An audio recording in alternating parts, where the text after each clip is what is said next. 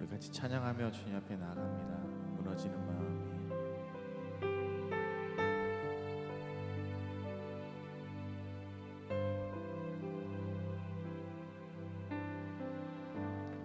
무너지는 마음이 올려드린 찬양이 되고 흘러내린 눈물이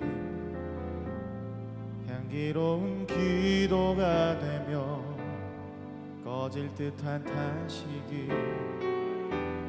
가슴 벅찬 외침이 되어 소망 없는 침상에서 하늘을 산책하네.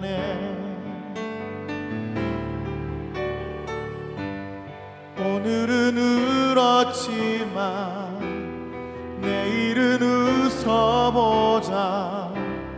주 안에서 내일은 웃어보자. 오늘은 주저앉았지만 내일은 뛰어보자. 사슴처럼 내일은 뛰어보자.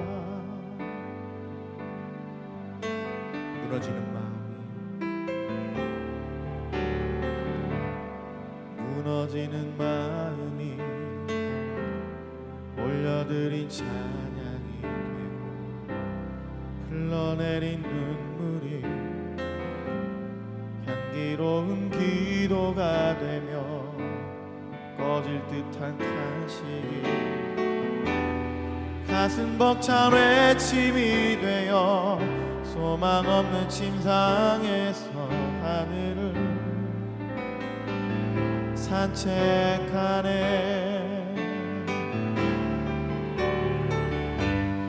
오늘은 울었지만 내일은 웃어보자.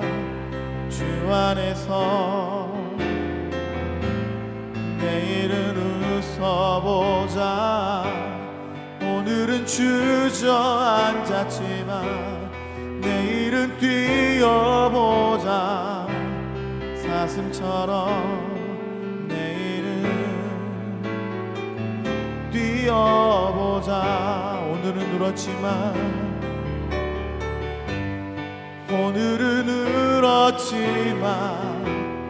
내일은 웃어보자. 주 안에서 내일은 웃어보자. 오늘은 주저앉았지만 내일은 뛰어보자.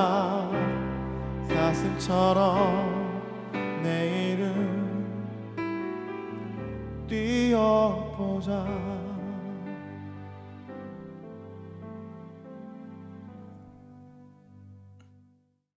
하나님, 집에 있는 시간들이 길어지고 세상과 단절되는 시간이 길어지고 나 혼자 있는 이 시간이 많아질수록 이 아침 주님 앞에 나오는 시간 더 간절하게 주님을 만나고 주님의 음성을 듣고 주님과 교제하는 시간이 되기를 원합니다. 이 시간 나와 만나주시고 나를 만져주시고 또 나를 주님 닮게 하여 주옵소서. 예수님의 이름으로 기도합니다. 아멘.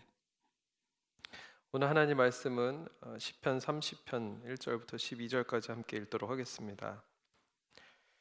여호와여, 내가 주를 높일 것은 주께서 나를 끌어내사 내 원수로 하여금 나로 말미암아 기뻐하지 못하게 하심이니이다.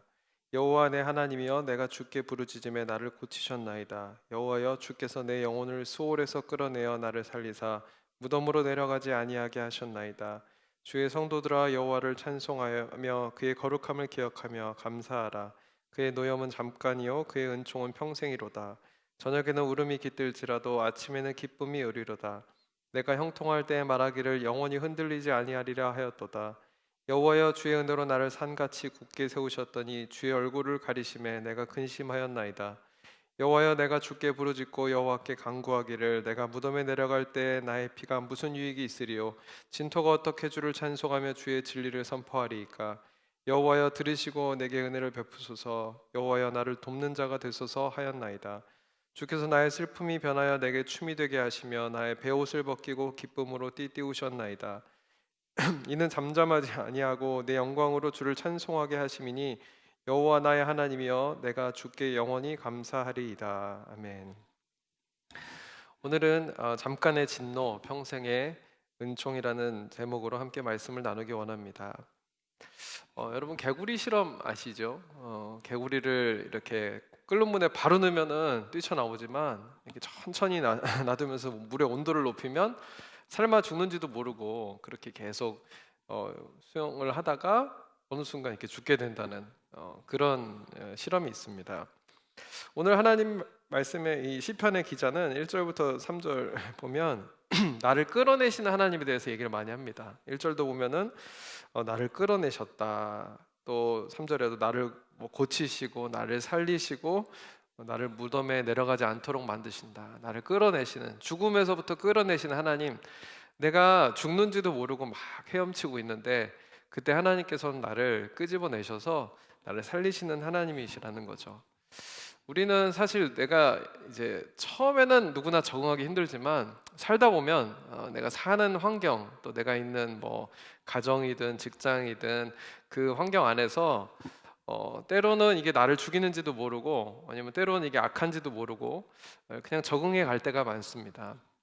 저도 미국에 와서 뭐 여러 지역에 이렇게 뭐 짧게나 길게 뭐 좀 길게든 이렇게 살아보니까 뭐 자세히는 모르지만 그 도시마다 지역색이라는 게 있더라고요. 그게 뭐 좋고 나쁘고를 말하는 게 아니라 아무래도 그 지역에 어떤 일을 하는 사람이 많으냐, 또 뭐 어떤 환경에 사는 사람이 많으냐에 따라서 똑같은 한국 사람들 뭐 아니면 똑같은 미국 사람들이라도 지역마다 좀 분위기가 다른 게 있는 걸 느끼게 됩니다. 뭐 뉴욕 같은 곳은 장점도 있고 단점이 있는데 뉴욕은 아무래도 뭔가 빨라요. 변화도 빠르고 패션도 빠르고 뭐 다 모든 게 반응이 굉장히 빠르고 뭐 그런 대신에 또 한편으로는 사람을 깊이 사귀기 어렵고 그러다 보니까 이렇게 그 영성으로 말하면 약간 허영 같은 그런 것들이 있습니다. 이 사람이 나를 어떻게 볼까?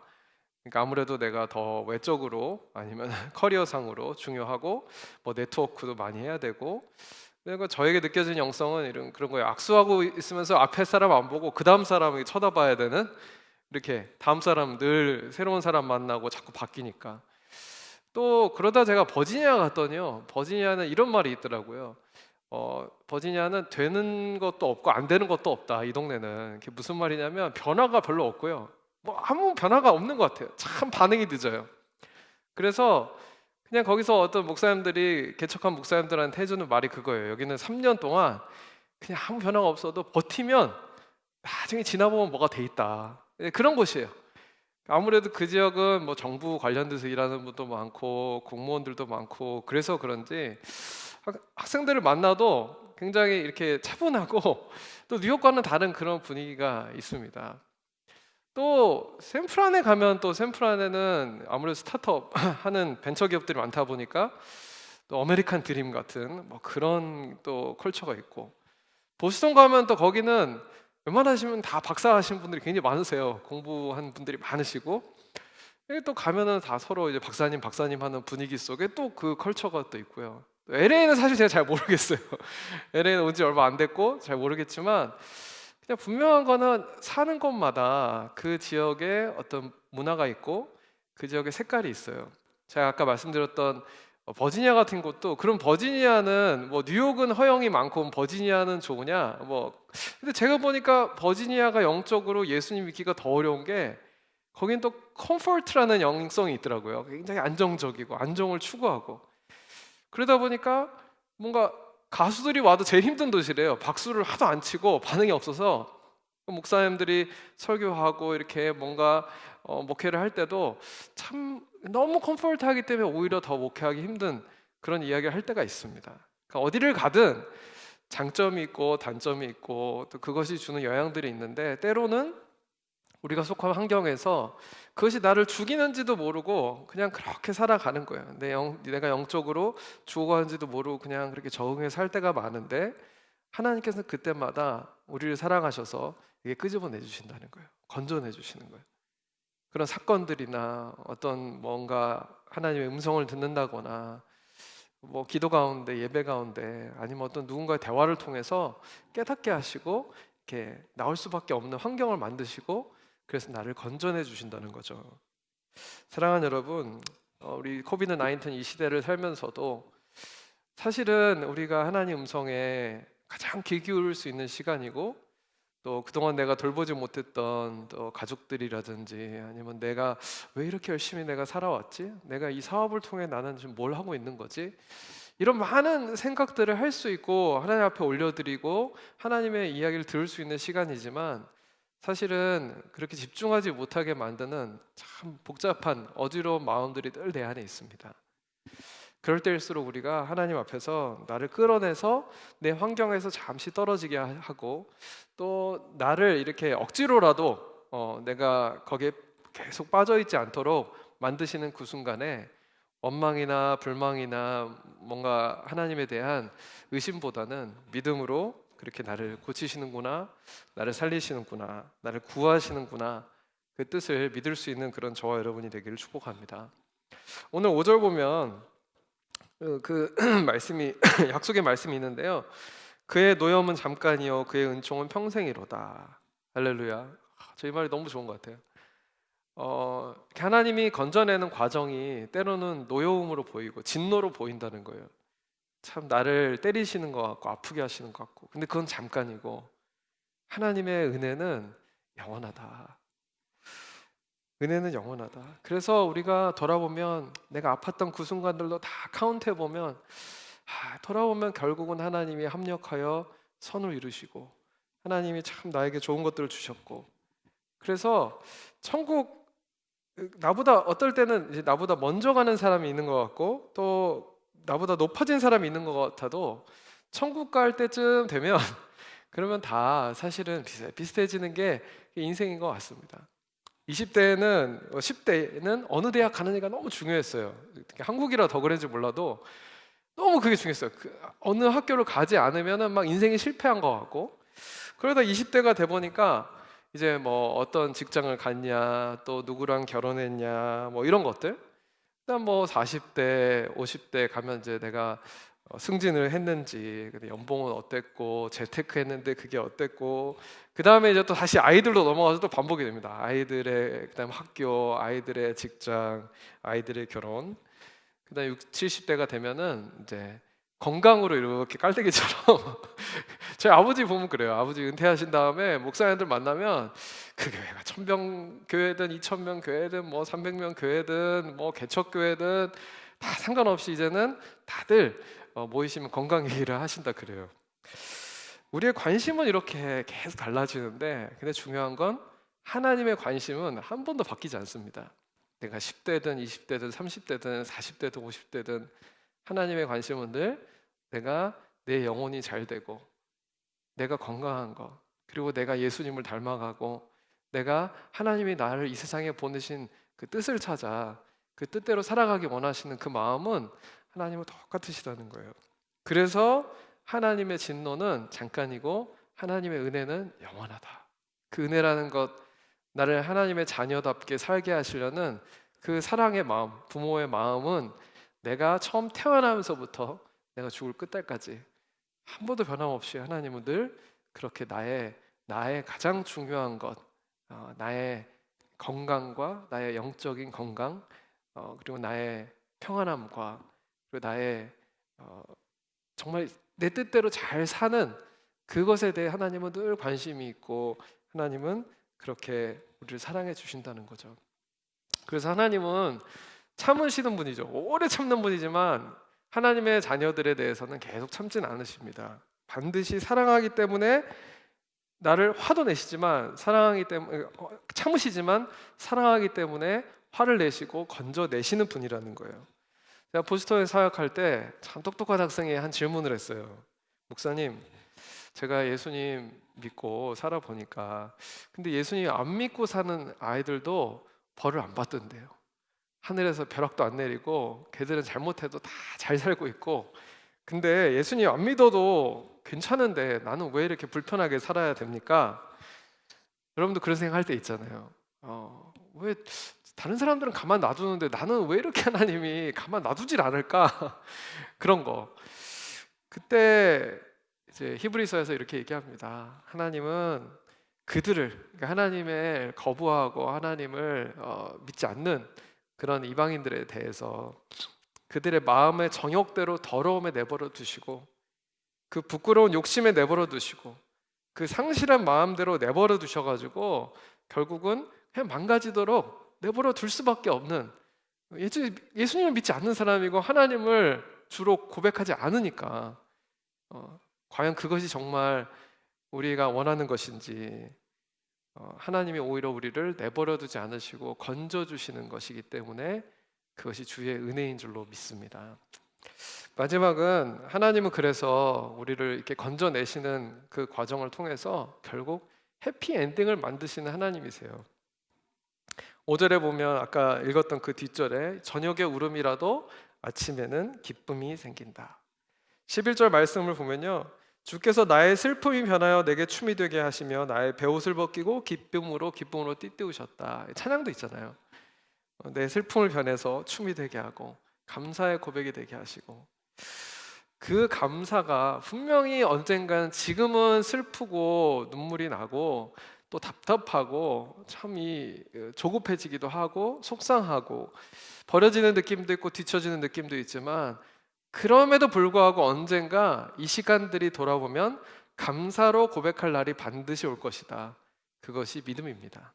지금 현재는 보이지 않지만 반드시 나는 하나님의 선하심을 찬양하고 하나님께 감사할 날이 올 것이라고 미리 고백하는 것, 그것이 믿음입니다. 그래서 히브리서 11장 1절 보면은 믿음은 바라는 것들의 실상이고 보지 못하는 것들의 증거라고 말하잖아요. And certain of what we do not see. 보이지 않아요. 감사할 것도 보이지 않고 소망도 보이지 않고, 이렇게 하나님이 나에게 너무 하시는 것 같고 we do not see. 하지만 certain, 마음에 그럼에도 불구하고 하나님이 감사로 변하게 하실 것이다. 이 모든 게 나를 살리시고 나를 구원하시고 나를 건져내시는 하나님의 과정이다 라는 것을 저와 여러분이 함께 고백할 수 있게 되기를 축복합니다. 그래서 우리가 할 수 있는 기도는 이 10절의 기도는 거예요. 여호와께서 들어주십시오. 들으시고 내게 은혜를 베푸소서. 여호와여 나를 돕는 자가 되소서. 우리가 주님께 드릴 수 있는 기도는, 하나님, 나는 주님을 믿습니다. 나를 버리지 마시고 나를 도와주시고 나를 건져주시고 나와 함께해 주십시오. 제가 저희 간증을 하나 하고 이제 말씀 마치면요, 제가 저희 아이가, 첫째 아이가 사실은 이제 너무 귀하게 좀 어렵게 생긴 아이인데 특세 때 생긴 아이예요. 특별 새벽기도 때. 그래서 정말 특별 새벽기도 때 기도하면서 가진 하나님 주신 아이라, 하나님 이 아이가 건강하게 태어나게 해주십시오 기도하면서 사실은 이제 그 건강하게 태어나기를 많이 기도했어요. 근데 태어났는데 좀 있다 보니까 이 아토피가 좀 심했어요. 그래서 이렇게 기도했는데도 사실은 기도해도 뭐 또 그런 일이 생기잖아요. 근데 뭐 그때 막 좀 심하게 아이가 막 긁고 피가 나고 막 이러니까 너무 속상하더라고요. 그때 제가 막 대학부 사역할 때인데 막 설교하다 그런 얘기 했죠. 사단이 나에게 이렇게 마음에 낙심시키려고, 아주 작은 일일지 몰라도 그때 저 아내에게는 뭐 큰 아들이니까 굉장히 중요한 일이니까 낙심시키려고 해도, 사단아 너는 사람을 잘못 골랐다. 내가 이런 걸로 낙심하지 않을 뿐 아니라 나는 믿기를 이 모든 이 어려움이 우리 아들에게는 이 병이 낫든지 안 낫든지 난 믿음의 고백될 줄로 선포한다. 이렇게 설교를 했어요. 지금 많이 좋아졌어요. 많이 좋아지고 거의 증상이 나타나지 않죠. 그런데도 보면은 아들이 이렇게 너무, 저희가 그러면서 얼마나 좋은 걸 먹였겠습니까? 아이들 뭐 아무래도 설탕이라든지 밀가루라든지 뭐 이런 거 잘 안 먹이고 뭐 좋은 연고도 많이 발랐고 그래서 잘 키웠는데, 이 아이가 이제 커서 좀 괜찮아질만 하니까 뭐 특히 미국 오니까 얼마나 이 기름지고 뭐 설탕에 밀가루 이런 거 많이 먹을 때 있잖아요. 밖에 나가서 미국 음식 먹고 싶다 그래요. 그래서 막 며칠을 먹고 나면 이제 여기서부터 뭔가 또 간지럽기 시작하고 뭔가 증상이 나타나요. 그러면서 보는 거는 하나님이 우리 아이를 지키려고 주신, 바울에게도 주신 연약한 육체에 연약한 가시 같은 게 있듯이 우리 아이를 지키려고 주신 거구나, 그렇게 고백합니다. 딱 사인이 나타나기 때문에 오히려 우리 아이는 건강할 수 있고 감사를 고백할 수 있게 되는 믿음이 있습니다. 그런데 더 속상한 거는 아이가 어느 날 와가지고 막 다른 집 얘기하는 거예요. 다른 집 엄마는 맛있는 거 많이 해주는데 엄마는 왜 이렇게 남한테 맛있는 거 안 해주냐, 나도 좀 맛있는 거 해달라고. 맛있는 게 뭐야? 아니 그 집은 피자도 해주고 라면도 해주고 스팸도 해주고 막 그런 얘기를 하는 거예요. 그러니까 우리가 그렇지 않은가. 하나님은 우리에게 정말 좋은 거 주시고, 때로는 내 입맛에, 내 취향에, 내 성격에는 그게 맞을지 몰라도 내 성격과 내 취향과는 전혀 안 맞는 것들을 자꾸 주시면서 넌 그래야, 이래야 너가 산다, 이래야 내가 너를 보호하는 거다, 아무리 말씀하셔도 우리는 불평하죠. 하나님, 나도 적어주시면 좋겠는데, 나도 적어주시면 살겠는데 왜 나에게 그거 주시지 않습니까? 왜 하나님은 나를 사랑하지 않으십니까? 아까우십니까? 라고 고백할 때가 있지만 부모의 마음은 많이 아프죠. 사랑하는 여러분, 저와 여러분이 하나님이 나를 건져내실 그 시기에, 내 눈에는 보이기에 이게 정말 건져내는 걸로 보이지도 않고 살리는 것 같지도 않지만, 그때 하나님이 날 건져내시는구나, 날 살리시는구나, 이렇게 고백할 수 있는 그런 저와 여러분이 되기를 주님의 이름으로 축복합니다. 함께 기도하기 원하는데요, 우리 말씀을 붙들고 함께 기도할 때, 하나님, 나를 죄와 유혹으로부터 끌어내 주시고 내 삶에 간섭해 주시고 나를 내버려 두지 말아 주시기를 원합니다. 아픔을 통해 영이 깨어지고 살아나고 건강하게 되기를 소망합니다. 우리 함께 같이 기도하겠습니다. 사랑하는 하나님, 나의 죄가 죄인지도 모르고 살아갈 때, 나의 평안함이 죄인지도 모르고 살아갈 때, 나의 안정이 또 때로는 주님과 멀어지게 만들 때, 아니면 내가 지금 열심히 나를 증명하면서 이루려고 하는 그것이 하나님의 뜻이 아닌지도 모르고 살아갈 때, 하나님 그때마다 나를 간섭하여 주시고 깨닫게 하여 주시고 나를 살아나게 하여 주시옵소서. 하나님, 나를 건져내 주시옵소서.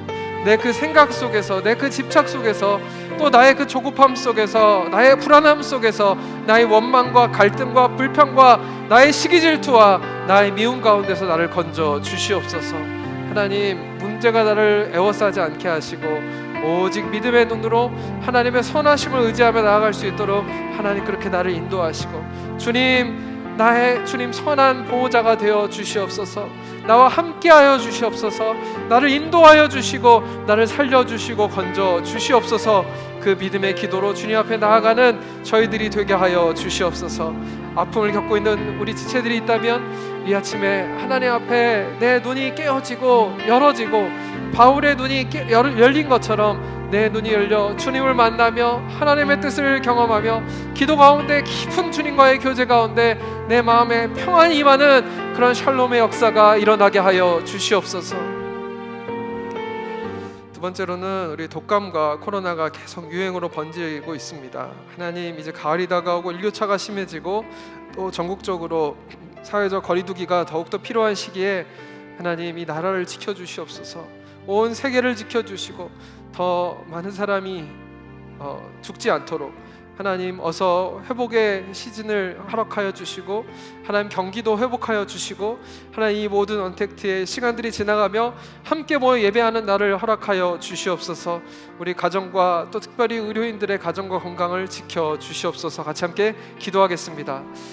주님, 더 간절히 기도합니다. 하나님, 이제는 너무나 지쳐가고 있지만 아직도 끝이 보이지 않고 이제 언제 이것이 마무리될 수 있을지 더욱더 멀어져 보이기만 하며 이 겨울을 우리가 맞이하며 더욱더 하나님 더 심해지고 있는 그 질병으로 인하여 또 확산으로 인하여 저희가 염려와 근심 가운데 있습니다.